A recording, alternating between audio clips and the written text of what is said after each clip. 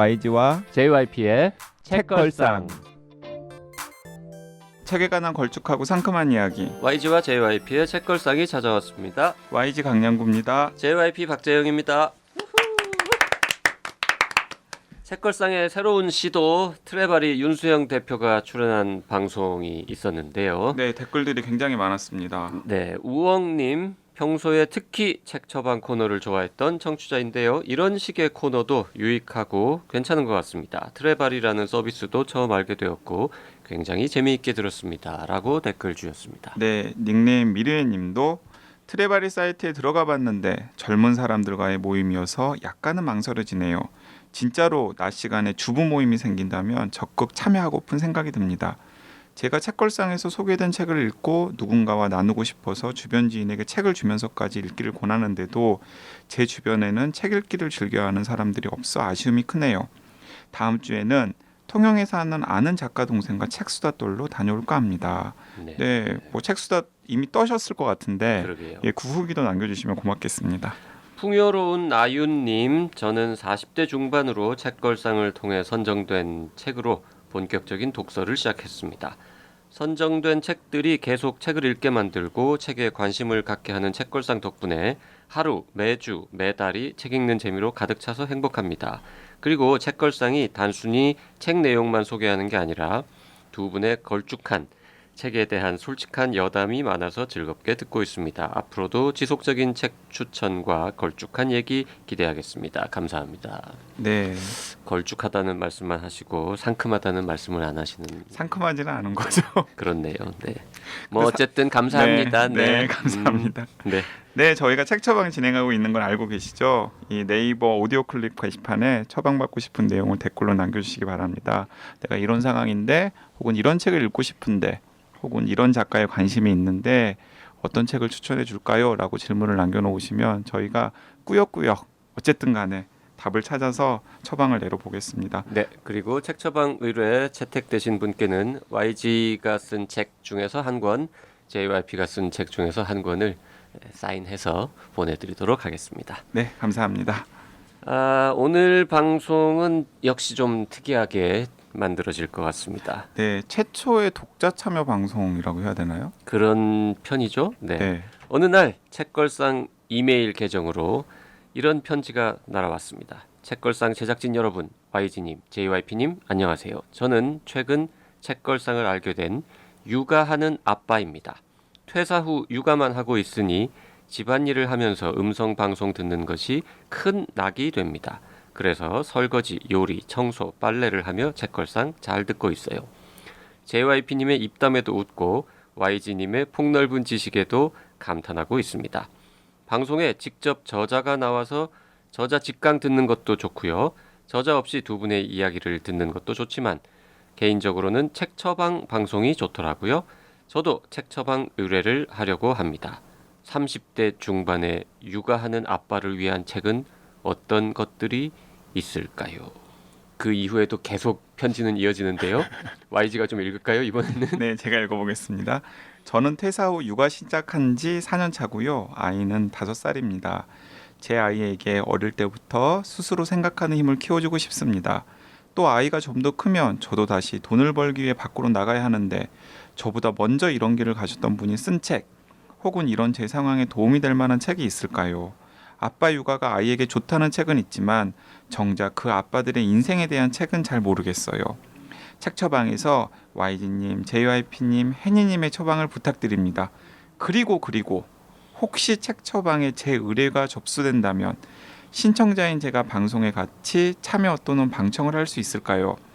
책걸상과 YG님, JYP님을 좋아하는 사람으로 좋은 역할 모델이 되는 분을 한번 만나고 싶은 마음에 가능한지 여쭤봅니다.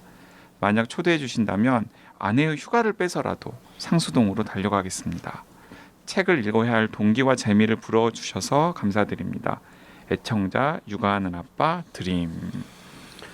네, 긴 편지였습니다. 그래서 이 편지를 받고 제작진이 고민하다가 고민은 아니고 잠시 고민하다가 조금 길게 하지 않았습니까? 네, 고민하다가 아직껏 뭐 한번 해보지 뭐 이러고는 그분을 오시라고 저희가 청했습니다. 지금 이 자리에 나와 계신데요. 육아하는 아빠 윤방우님 어서 오십시오. 네, 안녕하세요. 반갑습니다. 네. 사연 보낸 윤방우라고 합니다. 네, 와 네, 반갑다. 초대해 주셔서 감사합니다. 심지어 어리다. 30대인데 뭐 30대 중반. 네, 한 중반입니다. 네, 그래도 어쨌든간에 자, 윤방우님, 네네. 30대 중반, 육아 4년 차. 원래는 무슨 일을 하셨습니까? 퇴사 후라고 하셨는데. 네, 원래 마지막 직장은 스타트업 회사에 조금 다녔었고요. 그 네. 전에는 제가 심리 검사를 만드는 회사에서도 좀 다닌 적이 있습니다. 심리 검사를 만드는 회사요? 네네. 오호. 전공으로 원래 심리학을 전공이 심리학. 네, 전공해가지고 아하. 네. 그 실례지만 아내는 무슨 일을 하시는지요? 아, 게임 회사에 다니고 있습니다. 아, 그- 지금 진짜 휴가를 내신 거예요? 아, 아니요. 다행히 이제 이게 오후 방송이나 그러면은 휴가를 내라고 했을 텐데 다행히 아침 방송이어서 아이의 출근을 아내에게 맡기고 저는 이쪽으로 달려고 그랬습니다. 네, 아침 방송은 아니고 지금만 아침에 지금 녹음을 하고 있는 거죠. 그렇죠, 그렇죠. 아침 아이의 출근. 아이는 어디로 출근했습니까? 어린이집? 아이는 네 어린이집 출근. 네네네. 아이를 어린이집에 맡기고 네네. 잠깐 시간을 내신 거군요. 네. 네. 음. 그 여기 녹음실에 와 보시니까 어떻습니까? 상상했던 거랑 비슷해요? 아니요 상상을 안 하고 왔는데 네. 생각보다 좋죠. 네 생각보다 좋습니다. 생각보다 좋고 이 공간에서 많은 녹음들이 이루어진다는 걸 여기 와서 들었는데 역사적인 곳에 와서 좋습니다. 네. 거의 역사적인 것까지 하네. 이제 이 자리에서 나는 의사다. 그렇죠. 그리고 네. 책걸상 그리고 정신여고 네. 이 세 편의 방송이 진행이 제작이 되고 있죠. 네. 네. 네. 과거에는 히포크라테스라는 팟캐스트도 여기서 만들어졌고, 아 그거 없어졌나요? 그건 이제 중단됐습니다. 네. 저희 그 제작진이 네. 정말 스튜디오로 한번 오시라고 연락드렸을 때, 네. 뭐 본인이 물론 신청하셨지만 네. 정말로 와보시겠냐고 하니까 어떤 느낌이 드셨습니까? 아 처음에 그 혜니님이 연락을 주셨는데 처음에는 될 수도 있고 안 될 수도 있는데 아무튼 사연은 접수가 됐습니다라고 말씀을 해주시더라고요. 아 굉장히 까칠하게 혜니가 반응을 했군요. 이게 네.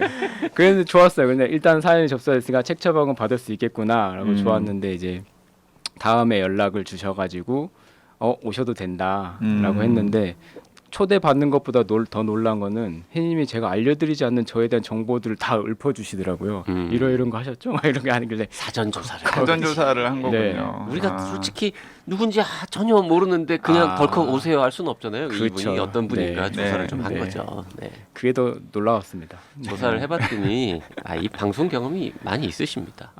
많지는 않고요. 본인이 팟캐스트를 진행하고 있어요. 네, 그렇다면서요. 네네. 그것도 일단 소개를 좀 하시죠. 저희는 이제 심리학 한 친구들이 모여가지고 심리학 X라는 팟캐스트를 진행하고 있습니다. 심리학 X. 네, 그래서 심리학에 대한 것만 다루고 있고요. 팟빵에 네, 업데이트 팟빵하고 되나요? 아이튠즈에 업데이트하고 네. 있습니다. 그럼 몇 년이나 하셨습니까?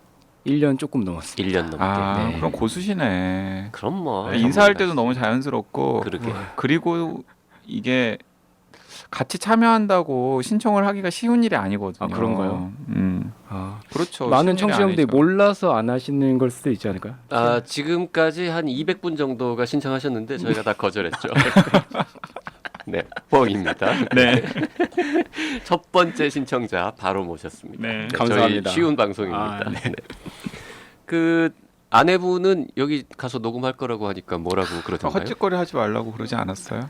사실 저희 아내는 저한테 관심이 좀 없습니다. 그래서 오늘 아침에 통화하면서도 어디 간다 그랬지? 이렇게 물어보더라고요. 그래서 자세히 알려줬습니다. 저희 집에 계신 분이랑 비슷하군요. 우리 집에 계신 분은 남편한테 관심 많은데 아 그래요? 네. 평소에 좀 잘하세요. 오히려 저희가 좀 신뢰를 받는 거 아닐까요? 그렇죠. 뭘 그렇죠? 하든지 네, 괜찮다. 괜찮다. 윤방원님 굉장히 긍정적이시네요, 사람이. 책걸상 애청자라고 소개해 주셨는데요. 네네. 그 어떻게 하다가 처음에 듣기 시작하셨습니까? 처음에 오디오 클립이란 게 있다고 후배한테 소개를 받았어요. 그리고 이제 안 듣고 있다가 여기 살다 보니까 읽고 있다가 나인이라는 책이 좋다고 누가 그러더라고요. 추천해 아 주는데. 나인. 네, 네, 그래서 네. 읽기는 귀찮고 갑자기 이런 걸 좋은 책이니까 방송을 했을 것 같다는 생각이 들어서 검색하니까 책걸상이 딱 뜨더라고요. 그래서 나인부터 듣기 시작해서 이 방송 재밌다, 유익하다 해서 쭉 듣게 됐습니다. 네. 그러면은 나인을 기준으로 해서 정주행하신 건가요? 아니면 역주행하신 건가요? 저는 약간 띄엄띄엄 띄엄띄엄 그냥 관심 있는 네. 책들 중심으로 해서 근데 이제 결국에는 거의 다 듣게 되더라고요. 들었던 거 이렇게 띄엄띄엄 듣긴 하지만 안 들었던 것도 듣고 우선순위의 문제였던 것 같아요. 약간 책걸상이나 밀당하신 거군요. 제일 기억에 남았던 방송은 어느 편입니까? 너무 많아요. 좋았던 게 너무 많은데 가장 좋았던 거는 숨결이 바람 될 때 그 에피소드가 그건 저희가 거의 최초 네. 처음 거의 녹음해가지고 초반에 건데 네, 약간 굉장히 미숙했던 방송이었을 그래요? 텐데. 왜 기억이 나냐면 제가 이제 그 방송을 듣고 그 책을 읽게 됐거든요. 네, 추천받아서 읽게 되는데 너무 저 개인적으로 좋았던 책이었고 그래서 기억에 남고 또 강상욱 박사님이신가? 교수님. 김상욱. 김상욱 박사님. 네네. 네, 그 교수님 나와서 양자역학. 네, 양자역학 네. 이야기할 때도 그분이 언뜻 지나가다가 가장 먼저 나온 그런 자료를 읽어야지 이해가 된다라는 말씀을 지나가다 하셨어요. 그러면서 그러네. 그럼 나도 논문을 좀 읽어봐야 되겠다라는 인사이트를 그때 얻어서 논문을 찾아서 읽기 시작하는 게 또 저의 삶의 변화를 준 에피소드 중에 하나라서 기억에 남습니다. 네. 어쨌든 책걸상을 잘 들어주시고 또 긍정적으로 또 평가를 해주셔서 감사합니다. 네. 저희 그 방송에 출연료 없는 건 알고 오신 거죠? 심리학 엑스도 출연료 없습니다. 네. 뭐 저희 차 일반. 저자가 출연해도 출연료를 안 주기 때문에 네, 이렇게 저 청취자께서 출연했을 때는 뭐 당연히 없습니다. 네. 뭐 제가 나오고 싶어서 나온 건데요. 그래도 저희가 가실 때 책 한 권씩 선물로 드릴게요. 감사합니다. 네. 네. 자, 우리 윤방우님이 의뢰하신 내용. 30대 중반에 육아하는 아빠를 위한 책은 어떤 것들이 있을까요? 이거 참 어렵습니다. 일단 아시는 분은 아시지만 JYP는 아이를 키우지 않습니다. 아이가 없습니다. 아이가 없죠. 그래서 정말 그래서 육아에는 딱히 이게 관심이 없는데 딱히 관심이 없는 게 아니라 일도 관심이 없어요. 그러니까 그 뭐 0.5. 술자리든 차를 마실 때 아이 얘기가 나오면 하품부터 합니다. 심지어 그 나는 의사다 애청자분들 계시면 약간 배신감 느낄 텐데 나는 의사다 방송할 때도 이제 막 애절한 아이와 관련된 사연 막 뭐 쭈니든 아니면 그 아이에 있는 깜신이든 막 그냥 목이 막 터져라 막 이렇게 설명하고 있으면 옆에서 핸드폰 보고 놀고 있습니다. 관심 없다 이거죠 자기는. 그래서 오늘 뭐 우리 윤방우님의 의뢰는 주로 뭐 평소에도 늘 그렇지만 YG가 뭐 많이 해결해야 될 것 같아요. 이렇게 떠넘기는 겁니까 지금? 아니 뭐 저도 갖고 온 건 있어요. 가지고 온 건 있죠. 네.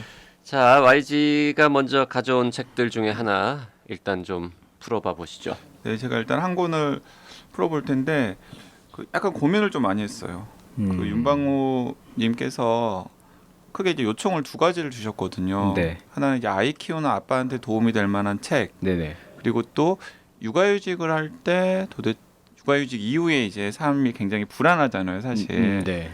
뭐 어쨌든 저는 이제 육아휴직을 하셨던 걸로 생각했는데 아예 퇴사를 하시고 퇴사했죠. 지금 잠시 네. 아이를 키우고 있는 상황이라서 약간 또 그 이후에 이제 어떻게 사회에 다시 복귀를 할까. 네, 맞습니다. 막 되게 불안불안하실 텐데 그래서 저는 어디에 초점을 맞춰서 좀 책을 추천을 해올까 하다가 아무래도 그 뒤쪽은 JYP가 뭔가 조언을 할 것도 같아서 저는 이제 직접 아이를 같이 키워본 입장에서 네. 좀 아이를 키우고 육아휴직을 또 해봤던 입장에서 좀 도움이 될 만한 책을 한번 추천을 해봤어요. 네. 그래서 몇 권을 지금 꼽아왔는데 일단은 첫 번째 권부터 말씀을 드리면 그 2016년에 나온 책 중에서 굉장히 제가 그 해의 올해의 책이라고 저 나름대로 꼽았던 책인데 나는 가해자의 엄마입니다라는 책이 있어요. 읽어봤습니다 저는. 읽어보셨어요? 네. 망했네. 망했네. 책 처방했는데 내용이 생각이 안 납니다. 이미 읽었음. 근데 윤방우님께서는 별로 인상적이지 않았나 봐요. 내용이 생각이 안 난다고 하니까. 아니 전체적인 내용은 생각이 나는데 거기서 내가 어떻게 그게 육아랑 연결되는지가 감이 안 잡혀. 저는 이게 굉장히 인상적이었는데 어떤 거였었냐면 이 나는 가해자의 엄마입니다는 JYP는 당연히 모르시는 책이겠죠? 네, 무슨 책이었죠 그게? 무슨 가해자? 이게 이게 어떤 책이냐면은 수 클리볼드라고 하는 이제 여성이 쓴 책인데 클리볼드 하면 뭔가 좀 귀에 딱 기시감이 있지 않습니까? 클리볼드. 우리나라에서 있었던 일이 아니라서 그럴까? 뭐죠? 1999년 4월에 이 콜럼바인. 네, 미국의 이 콜럼바인 총격 사건. 네, 미국의 콜럼바인 아. 고등학교에서 그 고등학교를 다니고 있는 아이 둘이 총기를 학교에서 자기 친구들이나 동급생들이나 교사들한테 난사를 해가지고 무려 13명이 죽고 음흠. 그리고 또 그보다 더 많은 수가 이제 부상을 당한 끔찍한 일이 있었어요. 근데 그 가해자 중에 한 명이 클리볼드입니다. 수 클리볼드는 그 가해자 중에 한 명의 어머니예요. 그 어머니가 16년 만에 낸 책이 나는 가해자의 엄마입니다라는 책입니다. 네, 그 가해자, 그 저자의 아들, 네. 그 친구는 지금 어떻게 돼 있습니까? 감옥에 있는. 죽었어요. 자살. 예, 현장에서 이제 그 현장에서. 가해자 둘 다 죽었고요.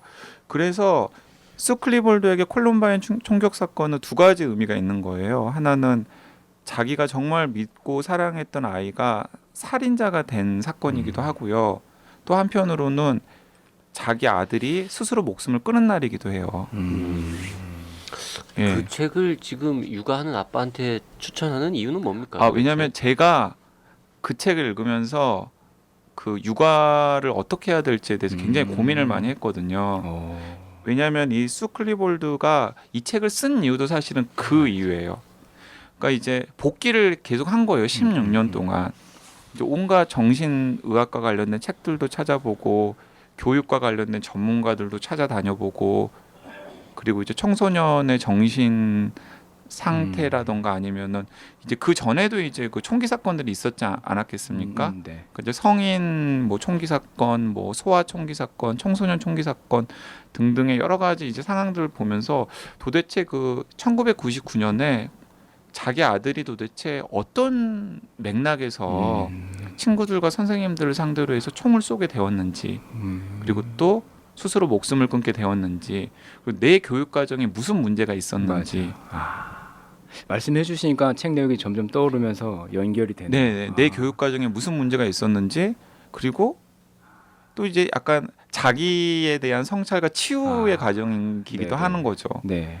그래서 이제 여러 가지 굉장히 복합적인 심리가 이제 그 책 안에 이제 고스란히 담아 있어요. 그래서 이건 이제 콜럼바인 총기 난사 사건이 도대체 어떤 과정 속에서 일어났는지에 대한 관계자 중에 한 명이 쓴 증언록이기도 하고요. 네, 그러니까 맞습니다. 그런 관점으로도 읽을 수 있고 그 다음에 뭔가 아이를 굉장히 끔찍한 방식으로 잃어버린 부모가 내가 그 아이와의 관계에서 도대체 어떤 점에서 문제가 있었는지를 복귀하는 교육서이기도 하고요. 그리고 또 어떤 면에서는 사회 비판서이기도 하죠. 도대체 우리 아이가 그런 일을 저지를 수밖에 없었던 상황에서 사회적인 이유는 없었을까? 네, 이런 여러 가지 것들을 좀 같이 성찰해 보는 책이고 또 이제 이 책을 낼 때 굉장히 이제 뭐 당연히 뭐 조심스럽지 않았겠어요. 왜냐하면은 13명이나 죽었기 때문에 이제 당연히 그 피해자의 부모들이 여전히 분노를 사귀지 못한 채 있을 것 아니에요. 네네. 그리고 자칫 혹시 이 책이 자기 아들이나 혹은 자기에 대한 변명처럼 받아들여지게 되지는 않을까 하는 머뭇거림 같은 것도 이제 책 곳곳에 이제 드러나 있고요. 그래서 이제 굉장히 복합적인 컨텐츠인 것 같아서 되게 꼭 윤방훈님뿐만 아니라 이 책걸상을 들으시는 아이 키우는 혹은 교육 문제에 관심 있는 분들에게도 좀 권하고 싶을 뿐만 아니라 특히 이제 아이가 있는 부모라면은 한번 네네. 좀 읽어봤으면 좋겠다는 생각이 들었어요. 지금 YG님이 말씀해 주시니까 책이 제 머릿속에 다시 한번 읽혀지면서 떠오르는 게 그 책을 쓴 이유를 이제 저자는 되게 괴로운 나날들 사회적으로 비판한 아이가 넌 부모로서 그렇게 될 때까지 넌 뭐 했냐 넌 뭐 했니? 이런 네. 비판을 받다가 누군가 이웃이 그런 말을 해서 썼다고 나온 걸 기억을 하는데 이런 일들이 다시 한번 반복되지 않도록 너는 이 상황들을 정리해서 사람들에게 알릴 의무와 책임이 있다라는 말을 듣고 그 책을 썼다고 하더라고요. 책에서는. 근데 사실 부모님들이 아이의 성장, 그러니까 아이의 미래에는 되게 관심이 많은데 아이가 지금 어떤 행동들을 하고 있는지를 그것 때문에 놓치는 경우들이 있는 것 네. 같아요.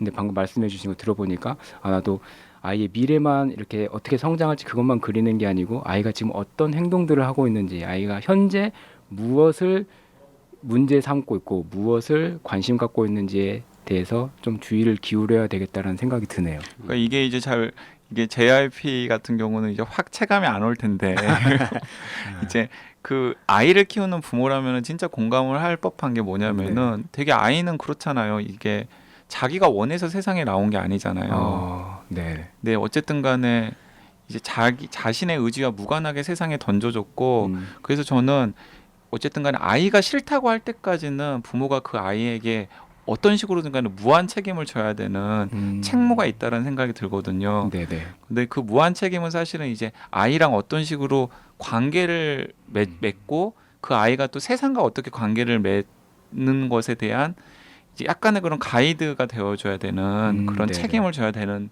건데 저는 그래서 이 책이 이제 그 과정에서 뭔가 큰 상처와 실패를 겪은 전임자가 후배들한테 들려주는 되게 가슴 아픈 기록이라는 생각이 들어서 네. 꼭 한번 좀 교육이나 혹은 육아에 관심이 있는 분들이라면은 2016년에 나온 책이지만은 지금이라도 한번 읽어보기를 권해드린다는 차원에서 이참에 이제 제가 가지고 나왔는데 윤방우님이 읽으셨다고 그러니까 반갑기도 하고 망했다니까. 또 약간 막 서운하기도 하고 이게 메인이었습니까?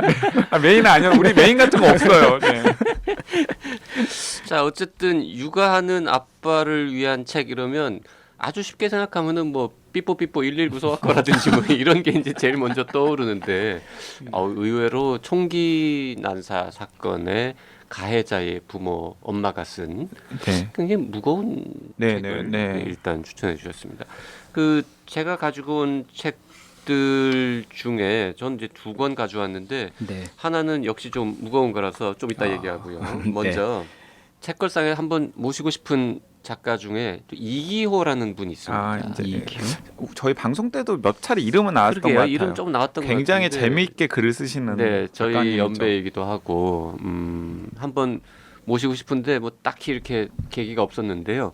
그분이 쓰신 책 중에 3살 버릇 여름까지 간다라는 책이 있어요. 여름까지. 여든이 아니고 여름까지. 여름까지 간다. 작년에 나온 2017년에 나온 책인데요. 저는 안 봤습니다. 저는 안 봤는데 왜 안 봤냐면 서점에서 이렇게 쭉 보는데 재밌을 것 같아요. 그 가족 소설이고 이 아이 키우는 거와 관련된 이야기를 가지고 이렇게 썼는데 이게 의외로 이 재미 있을 것 같긴 한데 왠지 아이가 없는 저한테는 이게 선뜻 이게 선택이 안 되고 요 다음에 언제 한번 봐야지 이러고 이제 미뤄두고 결국 못 읽은 책인데 지금 이 의뢰를 받고 이 책을 한번 읽어보시면 이 좌충우돌하는 엄마 아빠와 아이에 관련 이 거의 자전적인 소설로 알려져 있거든요. 네. 그래서 재미있게 이분도 나랑 비슷한 경험을 했구나 뭐 이런 생각을 하면서 좀 가볍게 읽으실 수 있을 것 같아가지고요. 네. 이 희비극적인 글을 쓰는 것으로 알려진 입담 좋은 이기호 작가의 가족 소설 3살 버릇 여름까지 간다를 추천해드리고 싶습니다. 네.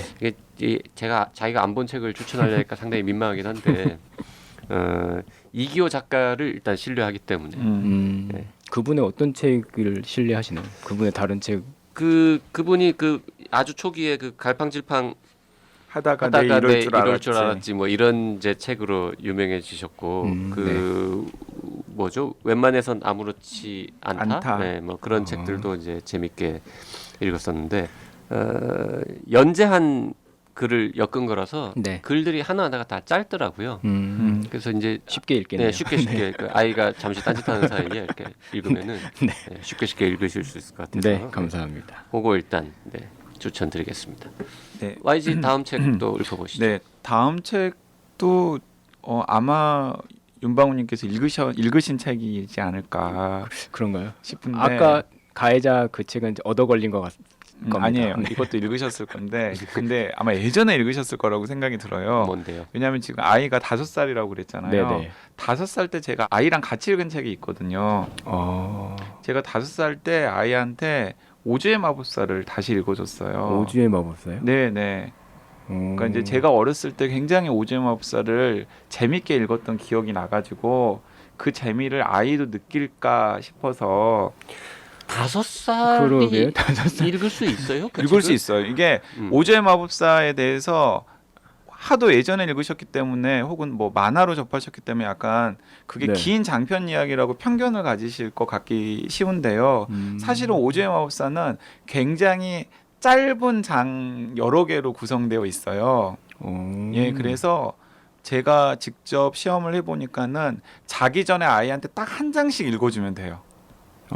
예, 자기 전에 딱 한 장씩 읽어주면은 딱 그냥 좋을 만한 분량이에요. 길지 않아요. 그러니까 아빠가 읽어줄 때 목도 별로 안 아프고, 네. 예, 그리고 아이도 그냥 딱 다 읽으면은 딱 이제 그냥 지쳐가지고 잘 정도의 딱 분량이거든요. 그 동화책처럼 나오는 게 아니고 이렇게 일반 책처럼 나오는 이제 동화책처럼 나오는데 네. 동화책의 한 장이 굉장히 짧다는 거죠. 그러니까 이제 저희들이 예전에 읽어서 상당히 연결돼 있는 긴 이야기라고 생각을 하기 쉬운데 네. 연결돼 있는 긴 이야기이긴 한데 원래 그 프랑코 바움이 굉장히 어린 친구들을 대상으로 쓴 책이기 때문에 한 장 한 장이 굉장히 짧아요. 그래서 번역이 꽤 잘 된 책들이 많이 나와 있거든요. 네. 그래서 그걸 이제 뭐 이북이든 아니면 책이든 구입을 하셔가지고 한 장 한 장씩 읽는데 제가 이제 권해드리는 게 뭐냐면은 네. 아 이게 아이도 비교적 재밌어 하지만은 제가 또, 재밌나요? 네. 어. 또 이렇게 어른이 되어가지고 어렸을 때 읽은 동화책을 다시 읽는 재미가 상당히 쏠쏠하더라고요. 알겠습니다. 그러니까 아 내용이 이런 내용이었나? 이런 것도 이제 다시 한번 환기를 하게 해도 되고요. 그리고 어렸을 때 재밌게 느끼는 포인트랑은 좀 또 다른 다를 수 있겠대요. 포인트에서 이런저런 생각들도 하게 되고요. 그리고 이제 의외의 약간 또 동화책이라는 게 항상 의외성이라는 게 있잖아요. 네. 이제 그 의외성이 약간 이제 그 어른의 일상적인 사고를 약간 균열을 주거나 전복을 시키는데도 도움이 되더라고요. 그래서 오즈의 마법사로 성공을 한 다음에 네. 지금은 나니아 연대기로 넘어갔어요. 실례전 몇 살인가요? 아이? 지금은 이제 7살이거든요. 아. 저희 애는. 나니아 연대기는 훨씬 긴 거 아닙니까? 근데 나니아 연대기도 총 7권이에요. 나니아 그걸 연대기가. 다 어른들이 읽어줘. 읽기도 지루한 그 나니아 연대기는 그거 읽어주다가 애 대학 가겠다. 그러니까 나니아 연대기는 총 7권인데 이제 그 맨 처음에 나온 책들부터 이제 하나씩 하면은 사실은 오즈의 마법사랑 호흡 면에서는 그렇게 큰 차이는 없어요. 약간 호흡이 길긴 한데 그래서 이거는 이제 두 가지 의미가 있는 건데 오늘 자꾸 막 육아 얘기로 하는데 이제 요즘에 뭐 그 뇌과학자든 심리학자든 잘 아시겠지만 심리학자든 아니면 교육 전문가들이든 공통적으로 얘기를 하고 있는 게 조기 개입이 굉장히 중요하다라는 얘기 굉장히 많이 해요. 그런가요? 네.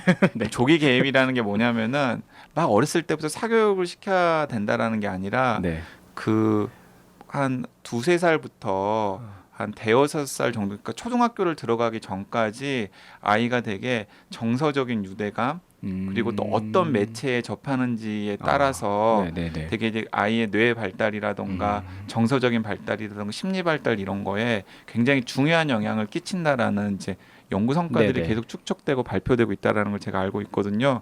그런 점에서도 저는 굉장히 좋은 것 같아요. 이렇게 아빠랑 어떤 식의 관계를 맺는 아빠랑 그 동화책이 매개가 되어가지고 네. 관계를 맺는 방식도 저는 굉장히 의미가 있다라고 생각을 하고 네. 방금 얘기를 한 것처럼 아이가 이야기를 좋아하게 되는 과외 이제 그런 성과도 얻게 되고 그렇겠네요. 그리고 또 한편으로는 또 읽다 보면은 재밌어요. 어른이 그럴 것 같아요. 네. 네네. 오즈의 마법사가 그 도로시 나오고 뭐 하는 네 맞습니다. 그거죠? 예. 기억이 잘 안 나요. 네, 뭐 딴 것도 그렇지만 오즈의 아 정말 저 오즈의 마법사가 그 도로시 나오고 그런 거죠. 오즈라는 도로시의 개 이름은 뭔지 아나요? 몰라요. 토토입니다. 토토. 오즈라는 말을 들으면 전 아시아나 항공밖에 안 떠오르기 때문에 거기가 이제 오제트라고 쓰지 네, 않습니까? 네, 네. 역시 책 읽는 아빠의 독서 스타일도 다르네요. 보통 아빠들은 아마 그런 책을 읽어줄 거라는 상상도 못할 것 같아요. 오즈의 마법사라든지 나니아 연대기라든지. 예. 그 제가 한 권 더 소개해드리면 제가 이제 육아에 큰 관심이 없지만 정신적으로 하는 팟캐스트를 또 하고 있지 않습니까? 거기에 이제 여러 명의 정신과 의사들하고 계속 대화를 하는데 그 국립중앙의료원의 김현정 선생님이 여러 번 아주 극찬을 한 책이 있습니다. 그래요. 독이 되는 부모가 되지 마라. 아. 2015년에 나온 책인데요. 톡식 페어런츠. 원제도 독이 되는 부모입니다.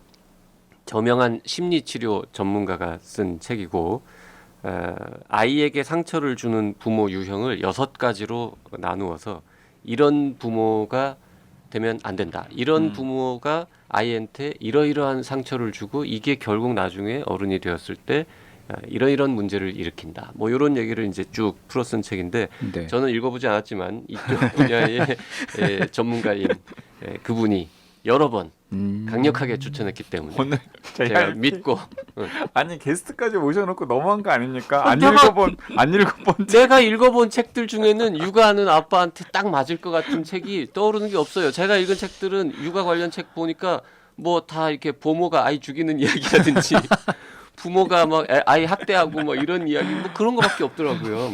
그런 걸 소개할 수는 없잖아. 이런 거 하면 자기가 읽은 책만 처방 의뢰해야 된다는 법이 어디 있어요? 믿을 만한 사람이 추천한 네, 거죠. 네네 워워워 그러니까 이제 이 책은 10몇 개의 챕터로 이루어져 있는데 그 6가지 나쁜 부모의 유형을 신처럼 군림하는 부모, 또 의무를 다하지 않는 무능한 부모, 또 자식을 조종하는 부모, 술에 중독된 부모, 잔인한 말로 상처를 주는 부모, 신체적 성적으로 학대하는 부모 이렇게 6가지로 나눠놨습니다. 뭐 이게 이제 이렇게만 들으면 굉장히 극단적인 정말 나쁜 소수의 부모만 해당이 된다고 생각할 텐데 네. 이 책을 추천한 그분의 이야기를 들어보니 네. 이게 세상에 수많은 부모들이 이 정도의 차이는 있을지언정 아이한테 이런저런 이유로 자꾸 상처를 준다라는 거죠. 그리고 그렇게 상처를 주는 게 알고 보면 자기 부모한테 어릴 때 또 이런 당했던 그런 것들을 또 똑같이 대물림해주는 뭐 이런 것들이 있어서 그런 거를 끊기 위해서라도 내가 나의 어린 시절 나의 부모를 돌아보면서 나의 아이한테는 어떻게 해야 되는지를 아주 잘 알려주는 정말 훌륭한 책이라면서 이제 입에 거품을 물고 막 칭찬을 하더라고요. 네, 알겠습니다. 육아책 특집으로 육아책 책 처방 특집으로 네, 오늘 하필 또 이런 주제가 걸리는 게스트 바람에 윤방훈님과 함께 이제 육아하는 아빠 윤방훈님과 함께 육아책 처방 특집을 진행하고 있습니다. 근데 저는 마지막 책은 약간 다른 책으로 가져왔어요. 네, 어떤 근데 겁니까? 약간 번데기 앞에서 주름 잡는 격이 될 것 같아서 조금 걱정스럽긴 한데 아마도 이 책도 읽어보시지 않았을까. 왜 자꾸 그런 말씀을 하세요? 왜냐면 첫 책이 실패를 해가지고 제가 이제 소심해져서 그래요. 그러게. 아니 약간 고민을 했어요. 그 제가 육아휴직을 할 때 재밌게 읽은 소설책을 말씀을 드릴까 하다가 이 JYP님께서 너무 그 본인은 읽어보지도 않은 육아와 관련된 책들을 계속 막 방출을 하시는 바람에 네. 약간 방향을 바꿔서 네네. 아까 그 이제 육아휴직 이후에 네. 다시 이제 사회로 복귀할 때 어떻게 살아가야 될지에 대한 고민 네네. 같은 게 좀 있다고 그러셨잖아요. 그럼요. 근데 제가 육아휴직 할 때 딱 네. 그런 고민을 안으면서 네. 저는 이제 그 심리학 팟캐스트 진행하고 계시잖아요. 네. 제가 그때 심리학 책을 굉장히 많이 읽었어요. 네. 그 즈음에 제가 뭐 심리학 책 그리고 뭐 저는 이제 돌아갈 직장에 있었기 때문에 뭐 조직 관리에 대한 책이라던가 오히려 좀 평소에는 잘 안 읽을 법한 분야의 책들을 막 이제 제가 찾아서 읽었는데 네. 그때 읽었던 책 중에서 지금도 많이 권하는 책이 어떤 책이냐면 그 데니얼 길버트라고 하는 유명한 심리학자 알고 계시나요 혹시? 아니 잘 모릅니다. 네. 관심 있는 심리학 분야가 아니군요. 그 데니얼 길버트라고 하는 심리학자가 쓴 책 중에서 행복에 걸려 비틀거리다라는 책이 있어요. 행복에 걸려서 비틀거리다. 네, 행복에 걸려 비틀거리다. 예, 행복에 걸려 비틀거리다라는 제목의 책이 있는데요. 이 데니얼 길버트는 제가 알기로는 이 하버드 대학교 심리학과에서 행복 심리학을 가르치는 그 학자고요. 네. 이 사람이 이제 심리학자로서 평생 가지고 있었던 질문이 어떤 거냐면 인간이 행복에 대해서 어떻게 생각하는가에 대해서 본인도 이제 여러 가지 지도적인 연구를 했고 그리고 이제 그 행복 심리학의 여러 동료들의 성과들 같은 것들을 이제 논평하고 모아가지고 이제 낸 책이 이제 행복에 걸려 비틀거리다라는 책이에요. 네. 근데 이제 제목만 놓고 보면은 이 책을 읽으면은 뭔가 어떻게 하면 행복해질 수 있을지에 대해서 그러니까요. 예, 얘기를 해주는 책 같은데 사실은 정반대의 메시지를 담고 있는 거죠. 행복하지 말라는. 너희들이 행복하다고 생각하는 게 사실은 진짜 행복하지 않은 걸 수도 있고 그리고 정말 불행하다고 생각하는 상황이 사실은 별로 불행하지 않은 걸 수도 있다라는 거예요. 제가 이제 이 행복에 걸려 비틀거리다에서 굉장히 여러 가지 사례들과 여러 가지 심리 실험을 비롯한 연구 성과들과 굉장히 다양한 메시지들이 네. 있는데 저한테 딱 와닿았던 대목은 무엇이었냐면은 네.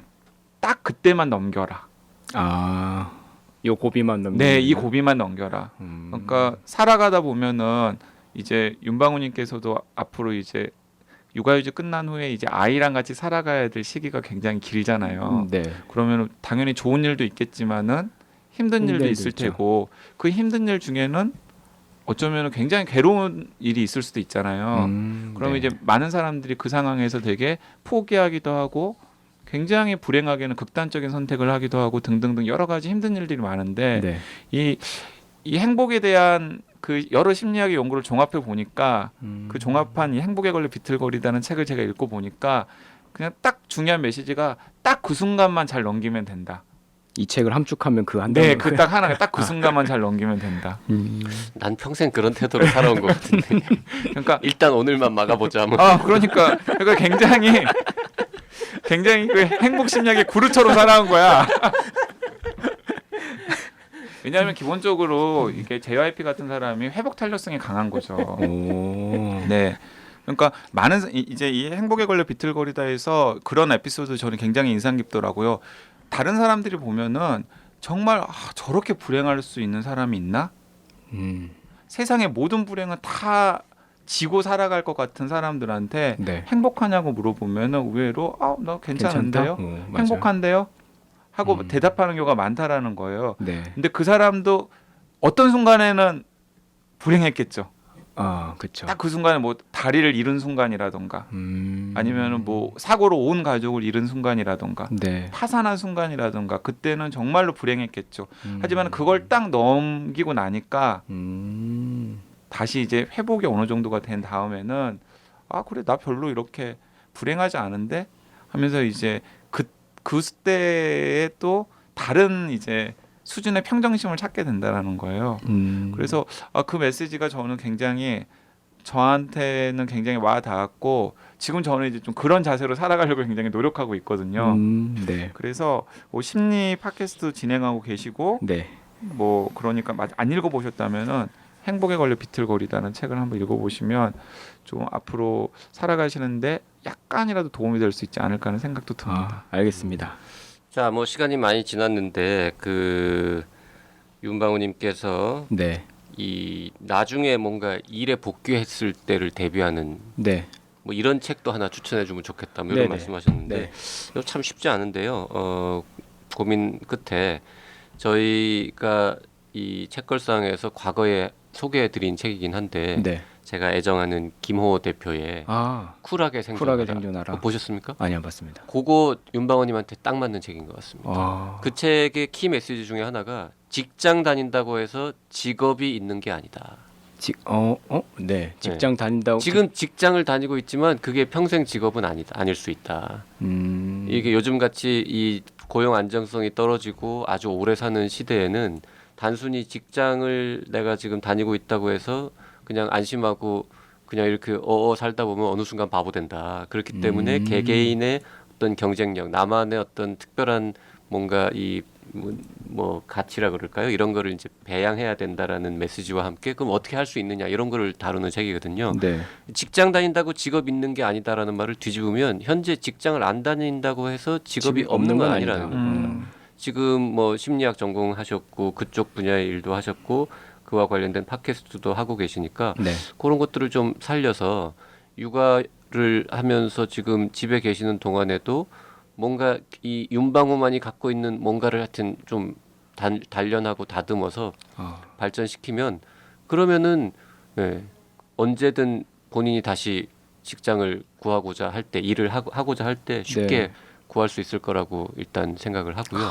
네. 그런 면에서 이 쿨하게 생존하라 정말 얇거든요. 이 책도. 네. 알겠습니다. 한번 뭐 오늘 집에 가셔서 오늘 저 밤 안에 다 읽으실 수 있을 정도로 얇은 책입니다. 그리고 이 쿨하게 생존하라는 비슷한 고민을 하고 있는 분들에게 네. JYP가 책 처방에서 벌써 3번째 추천을 하시고 계세요. 이거 많이 들은 기억이 네, 납니다. 그만큼 좋은 책인 거죠. 예. 저도 한번 꼭 읽어보시길 권해요. 아, 알겠습니다. 자 오늘 우리 귀한 청취자 윤방우님을 특별 게스트로 녹음실에 모시고 네, 책걸상 최초의 독자 참여 방송. 그러게요. 재밌었습니다. 네, 별로 재미 없었던 것 같은데. 완전 재밌었습니다. 청취자분들도 재밌으셨어야 할 텐데. 아, 네, 그러니까요. 원래 혜니님이 이 자리에 앉아서 이제 상큼 발랄한 걸 해주셨어야 되는데 그 부분에 좀 죄송합니다. 아니 상큼해요. 자, 우리는 둘 다 걸쭉해가지고요. 네, 네. 네, 오늘 윤방우님이 상큼 맡아주신 것 같습니다. 네. 오늘 방송은 여기서 마치겠습니다. 네, 여러분 감사합니다. 윤방우님도 반갑습니다. 네, 반가웠습니다. 감사합니다. 네. 네, 고맙습니다.